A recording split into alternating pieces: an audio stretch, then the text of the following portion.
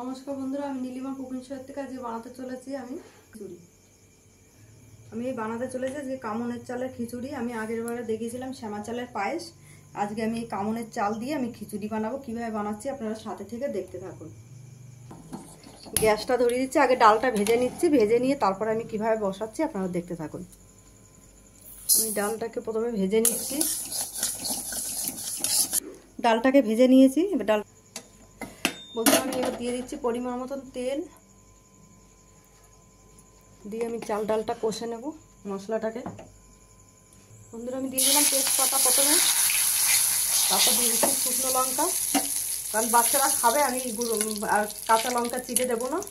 আর যদি কেউ খায় সে কাঁচা লঙ্কা চিড়ে দিতে পারে। এটা নিরামিষের দিন খাওয়া খুব একাদশী বলো এমনি নিরামিষ বলো যারা করে ভাতের বদলে কিছু খেতে চায় ডালিয়া ফালিয়া, সেটার বদলে এইটা খেতে পারে। এই কামনের চাল হচ্ছে একটা বনের ফলের চাল। যারা জানে জানে, আর যারা জানে না এটা খেতেও দারুণ টেস্ট হয়।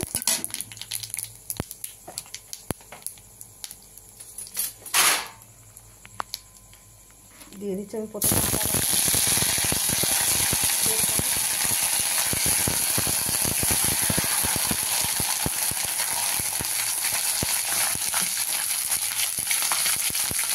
দিয়ে দিচ্ছি আমি জিরা ধনে গুঁড়ো 3 চামচ, দিয়ে দিলাম একটু হলুদ গুঁড়ো পরিমাণ মতন। কষা হলে তারপরে চাল ডালটা ঢেলে দেবো এর মধ্যে।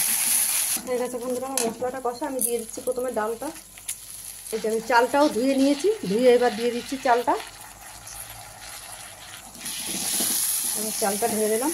চালটা ধুয়ে নিলাম কারণ প্যাকিং করা থাকে তো, এটা প্যাকেটেই থাকে, অনেক দিন হয়ে গেলে একটা গন্ধ ছাড়তে।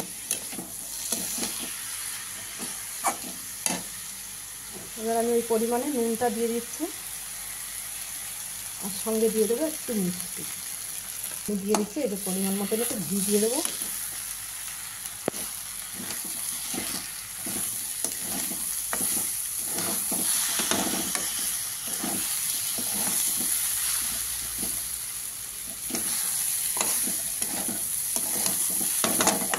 কষা হয়ে গেলে আমি দিয়ে দেবো প্রেসার কুকার। আজকে আমি প্রেসার কুকারে বানাবো এটাকে, খিচুড়িটাকে। এই কষানো হয়ে গেছে, এবার আমি দিয়ে দিচ্ছি প্রেসার কুকার। বন্ধুরা আমি এবার পরিমাণ মতন জল দিয়ে আমি ঢাকনাটা লাগিয়ে দেবো। একটু জলের পরিমাণটা বেশি দেবো, কারণ না হলে এটা একদম শুকনো ড্রাই হয়ে যাবে। আমি 2টো সিটি দিয়ে নামিয়ে দেবো। দেখুন বন্ধুরা আমি এবার খুলছি।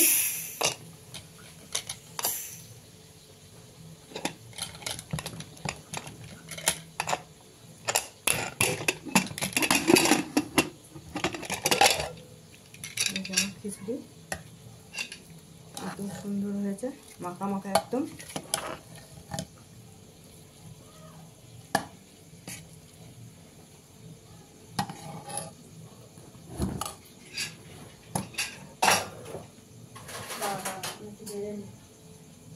দেখুন বন্ধুরা এই খিচুড়িটা বেশি পাতলা ভালো লাগে না, কামনের চালের খিচুড়িতে এটা এরকমই ভালো লাগে।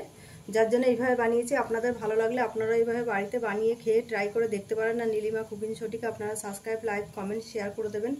আর ফেসবুকের বন্ধুরা আপনারাও লাইক, কমেন্ট, শেয়ার করে দেবেন। আর নীলিমা কুকিং শো বলে পেজ খোলা আছে, সেখানে ফলো করে লাইক, কমেন্ট, শেয়ার করে দেবেন।